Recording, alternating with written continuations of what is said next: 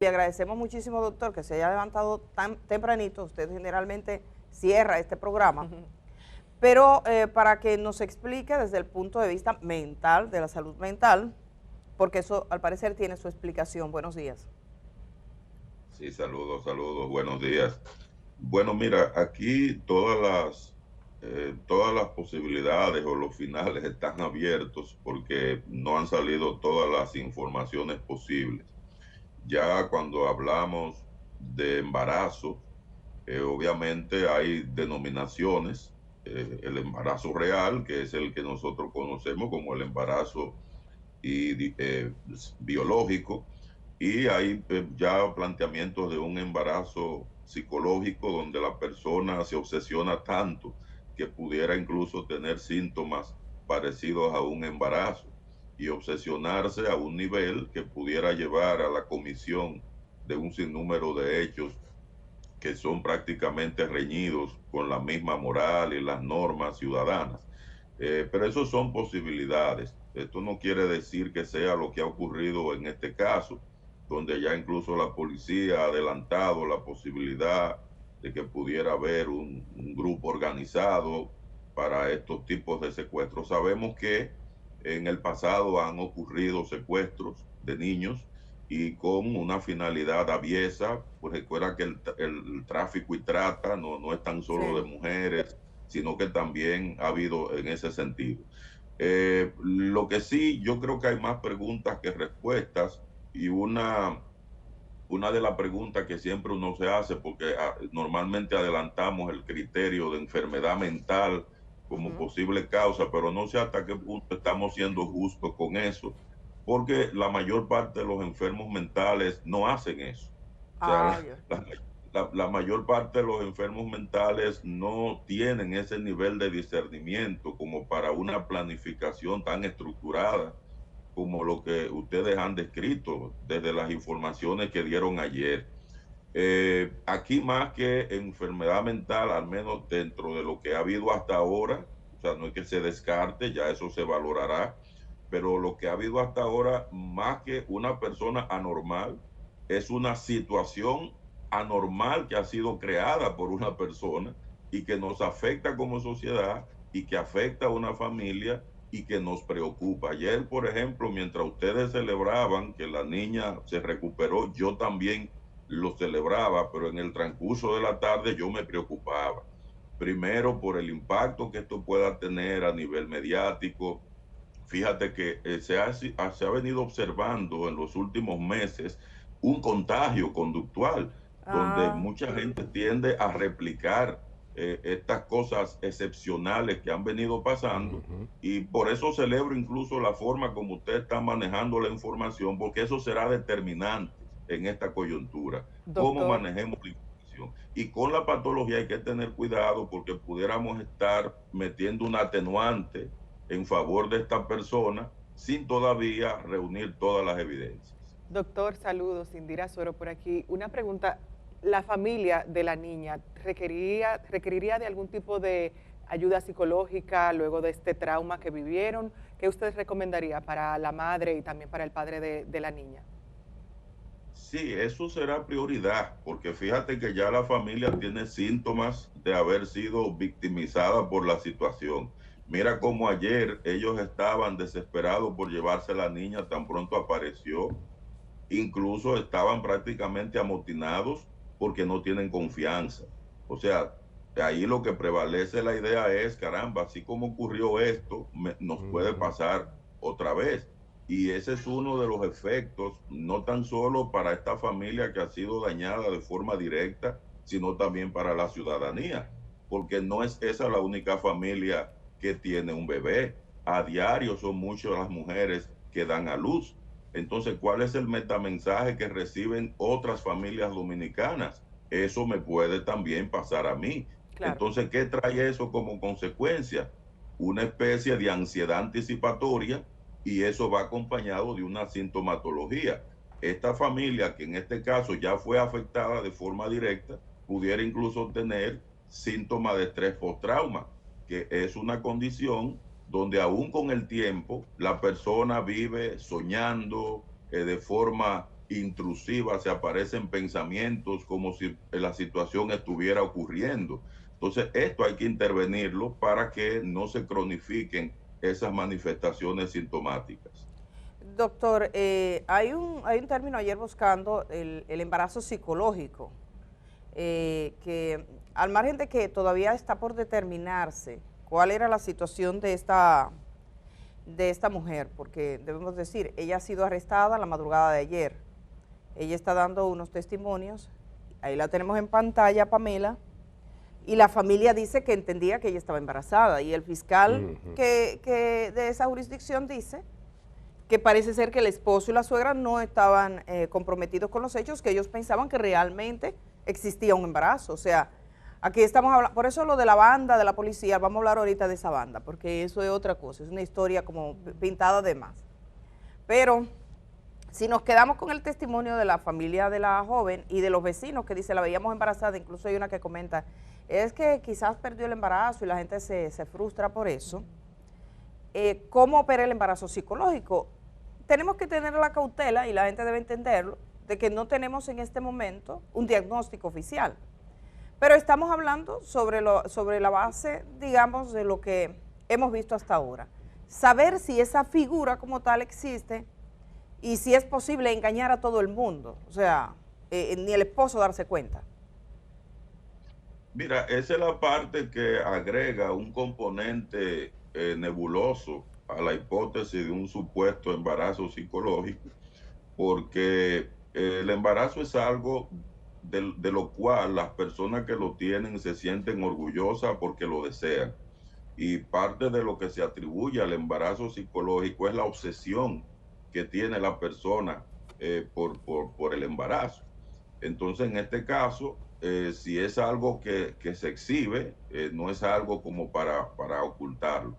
Lo otro es que aquí hay que combinar otra variable, porque embarazo psicológico per se no te da todo el ritual que se pueda hacer para llegar a eso que se llegó. La obsesión sí te lo puede dar. Por ejemplo, es como la persona que es cleptómana, que en este caso tiene que robar para bajar sus niveles de ansiedad. Igual pudiera pasar que alguien que está tan obsesionado por tener una criatura y por alguna razón no la pueda tener, como tenemos tan relajado el principio ético de respetar el derecho de los demás, pues mucha gente pudiera eliminar esa brecha y decir, bueno, así como yo quiero un objeto o quiero un celular y se lo quito al que lo tiene, si quiero un niño, se lo quito al que lo tiene. Entonces, fíjate cómo ahí sí ya pudiéramos hablar, en caso de una supuesta patología, que una persona no mida la diferencia entre lo que es un niño y lo que es un objeto. Y que se llegue a ese nivel de instrumentalizar a una criatura sin pensar en las posibilidades del impacto negativo que eso va a tener a otros niveles. Hay un trastorno que se llama el trastorno antisocial de personalidad, antes le llamaban psicopatía, donde la gente no tiene remordimiento,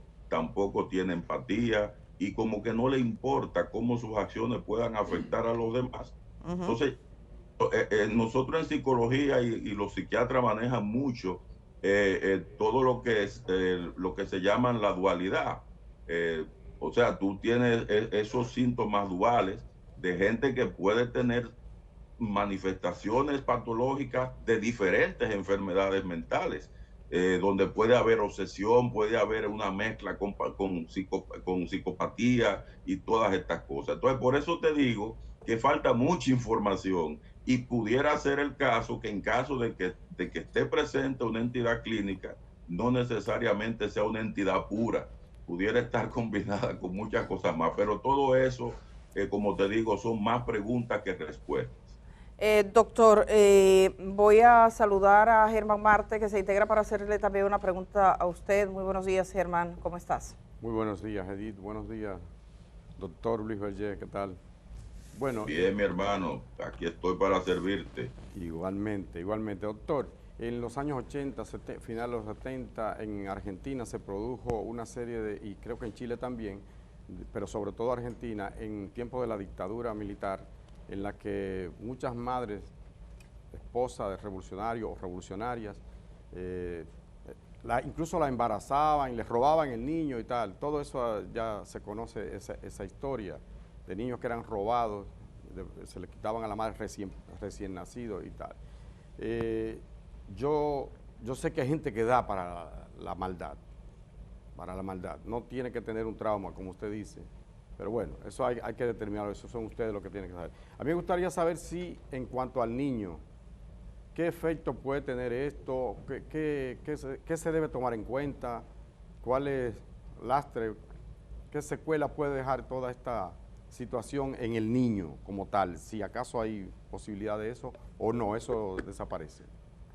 Bien, Germán, te aclaro que el trauma ahora mismo lo tenemos nosotros como sociedad y Sí. lo tiene la familia del niño, de la niña raptada. Sí.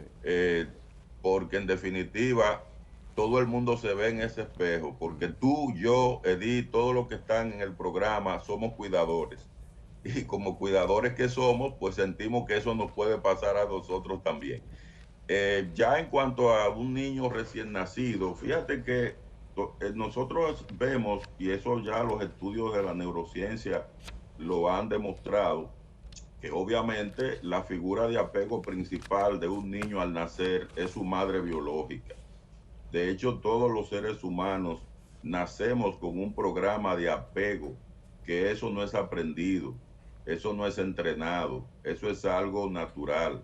Por eso tú ves cómo los niños y niñas se las llevan a sus madres recién nacidos para que esos niños se apeguen a su madre, porque es su figura cuidadora y es su figura principal de protección. Por eso es tan especial el vínculo que tiene un niño o una niña con su madre, y por eso son tan grandes los daños que con el tiempo, cuando estos vínculos se rompen de forma abrupta, entonces puede traer como consecuencia negativa para la salud mental. Entonces, cuando tú me dices si puede tener consecuencias, pues claro que sí. Lo que no sabemos en qué dimensión, porque afortunadamente la niña o el niño fue recuperado rápidamente y de vuelta a su madre para que pueda gestarse de nuevo el proceso de apego saludable entre la madre y la niña. Yo espero que no, porque fue tan poco tiempo, pero sin duda alguna que la teoría del apego plantea que sí pudiera generarse. Bueno, doctor, quizás donde puede estar más claro es en la educación y en la crianza, que la familia, como esa niña fue robada recién nacida, tenga sobre ella un gesto de sobreprotección en el futuro, diciendo cuidado con la niña, cuidado, porque como que es un signo, y que a lo largo de su historia de vida tengan esa sobreprotección basados y sustentados en la experiencia inicial de que cuando llegó a casa. Eso, sí, claro, eso podría, que la madre sea mucho más celosa y digamos que de alguna manera hay una ruptura en la normalidad de crianza que esa niña iba a tener, porque siempre se vive con el susto de que ella quedó marcada por eso. Eso sí por eso ligo tu comentario de ahora con la pregunta que hiciste antes de si la familia debe recibir intervención psicológica, y afirmaba que sí, precisamente para prevenir esto que tú acabas de decir.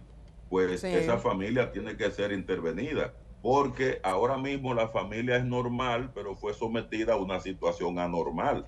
Y para tú aprender a sobrevivir ante una situación anormal, tiene que estar preparada psicológicamente. Doctor, ¿en qué etapa porque cuando se habla de problemas mentales, o sea, la gente piensa, esto no es normal. No es normal que una mujer diga, yo estoy embarazada sin estarlo. No es normal que coja un dinero y se vaya a hacerse un parto que no se hizo. No es normal que se entre a un hospital y se robe un bebé vestida de enfermera. Tampoco que después la encuentren acunando una bebé como que es suya. Pero todo eso que la gente podría estar interpretando que es como un problema mental, que algo no está funcionando, no necesariamente le exime de responsabilidad penal. ¿Es consciente esta gente que está violando la ley? En un tribunal puede argumentar un abogado, mira, lo que pasa es que ella tiene un trauma, pero al final, en estos tipos de casos, prevalece la responsabilidad, son conscientes de que están haciendo daño, aunque no le importe. Sí, mira, excelente pregunta, porque precisamente por eso yo decía que el manejo de la supuesta patología tiene que ser delicado, sobre todo en los medios de comunicación, porque tú sabes que en nuestra cultura hay mucha desinformación sobre los temas de salud mental. Sí. En el área de la psicología forense, una de las líneas que se ha concluido es que sin duda alguna, no todas las patologías mentales eximen de responsabilidad penal a un imputado, porque aquí hay algo que se llama discernimiento. Ajá. Por lo regular, si una patología mental no deteriora la capacidad de discernir que tiene el imputado, lo más que puede llegar es a cierto tipo de atenuante, por ejemplo, que le puedan combinar una responsabilidad a nivel penal con una terapia ya de corta duración. Pero hay casos que cuando sí hay una patología grave, por ejemplo, una esquizofrenia, una demencia, un delirio, pues ya esas son patologías que interrumpen por completo el discernimiento o la capacidad que tiene la persona acusada de contacto con la realidad. En esos casos de patologías graves es donde hay eximente y donde el abordaje es sencillamente ayuda profesional. Pero eso es bueno señalar. La mayor parte de las patologías no eximen a una persona de la responsabilidad. Mire, quiero preguntarle brevemente, ya que tenemos ese lujo de hacerlo madrugar hoy bien temprano, en vivo, de hacerle dos preguntas, doctor. Por un lado, son dos casos que quiero presentarle y que a mí me llenaron de cierta preocupación. Hace varios días, un joven llegó al Comando Regional Norte de la Policía con una mujer detrás que lo estaba hostigando. Ese joven, que había tenido una relación de pareja con ella, se había marchado a España, él aseguraba que había sido secuestrado por ella y le rompió toda su documentación para que no pudiera viajar. Y su situación era tan desesperante que él había dejado su vehículo en plena calle y se había ido corriendo a la policía. Pero inicialmente, y es evidente por el video, que la policía no le hace caso. Y los periodistas que le están entrevistando y el público que está ahí se ríen como si fuera un panorama de risa, porque la señora está detrás de él y no lo suelta. Y él dice, yo no quiero cometer un error, yo quiero que me ayuden. Ella me secuestró, ella hizo tal cosa, y él va señalando, y la señora de verdad es desesperante la manera en que está hostigándolo. Independientemente de la situación que haya de fondo en ese caso, hay algo que no funciona ahí. Tengo entendido que finalmente una policía trató de apresarla a ella y que ella se fue. Entonces, usted trabaja mucho el tema de la violencia en perjuicio de las mujeres, pero aquí estamos en el caso de un hombre que se resiste a responder con la fuerza que podría tener un hombre, darle 3 trompones, tumbarle, digamos que ella no tendría la capacidad de reaccionar. Me preocupa la risa, me preocupa que en las redes sociales eso se ridiculice porque le dicen, ese hombre es un mamita, ese hombre, mira eso nosotros no lo hemos visto, en una sociedad de profunda violencia. Quisiera dejarle con este caso inicial y plantearle otro a seguidas. Sí, fíjate, ahí ya hay una responsabilidad social que se rompe por la expectativa prejuiciada que tiene la sociedad de que el hombre tiene que ser violento hacia las mujeres para darse a respetar, para no dejarse ultrajar. Y si el hombre usa otros métodos civilizados como ir, poner una denuncia, ir a una policía o hacer cualquier cosa para resistirse ante la posibilidad de golpear o agredir, entonces la sociedad se burla. Entonces eso crea una expectativa sobre lo que debe ser el comportamiento masculino cuando es el hombre el agredido por una mujer. Y cuando es la mujer la agredida, pues también la sociedad tiene otra expectativa. En violencia, la expectativa tiene que ser la misma. ¿Por qué? Porque la violencia es una conducta antijurídica que incluso está tipificada en nuestra Constitución, las leyes, como antijurídica para hombres y para mujeres. Entonces, esa diferenciación sexista que nosotros como sociedad y cultura hacemos para diferenciar el tratamiento de la violencia nos hace mucho daño como sociedad. Y es parte de lo que tenemos que cambiar con preguntas, inquietudes como las que tú estás planteando y también con intervenciones más frecuentes en los medios, porque ahora mismo la narrativa mediática es la que marca la pauta para los cambios sociales y culturales, y eso tenemos que Sí, reconocer. y hay mucho atraso ahí. El otro caso que también se manejó a nivel de prensa que quiero plantearle es la de un joven en Atomayor. Ese joven va en Atomayor al destacamento de la policía y dice, yo quiero que me tranquen porque estoy incómodo. Y él evidentemente está contrariado, se le ve, dice yo, y entonces comienza una entrevista que en realidad no tenía mucho sentido la entrevista, pero que quiere documentar lo que está pasando y le preguntan, ¿y por qué tú quieres que te tranquen? Bueno, porque estoy incómodo, ¿pero qué tú has hecho? ¿Y para qué tú quieres estar aquí? Y el joven, que está un poco contrariado, es evidente, perturbado, sería la palabra, trata de explicar, yo he venido a la policía porque no me siento bien, yo estoy incómodo, entonces es como, tengo miedo de hacer algo. Y al final le preguntan, ¿tú tienes en los dedos unas marcas, tú consumes drogas? Y él dice, sí.